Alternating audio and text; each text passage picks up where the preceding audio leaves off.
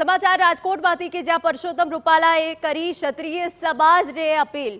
મારે ક્ષત્રિય સમાજના સાથ સહકારની આવશ્યકતા હોવાની વાત કરી છે। મોટું મન રાખી દેશના વિકાસ માટે સમર્થન આપવા અપીલ કરી। સમગ્ર ક્ષત્રિય સમાજે વિનમ્રતાપૂર્વક અપીલ કરું છું।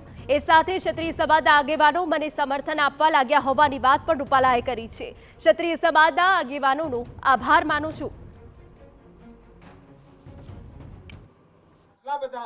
અમારા ક્ષત્રિય સમાજના આગેવાનો અમને સમર્થન આપવા માટે આવ્યા છે, એમનો હું હૃદયપૂર્વક આભાર માનું છું, એમને ધન્યવાદ પાઠવું છું। હું સમગ્ર ક્ષત્રિય સમાજને પણ નમ્રતાપૂર્વક વિનંતી કરવાના મતનો છું। અમારે આપ સૌના સાથની પણ આવશ્યકતા છે। દેશના હિત માટે, રાષ્ટ્રના હિત માટે મોટું મન રાખીને ભારતીય જનતા પાર્ટીના સમર્થનમાં આપ સૌ પણ જોડાવ એવી નમ્ર વિનંતી સાથે આપ સૌનો ખૂબ ખૂબ આભાર।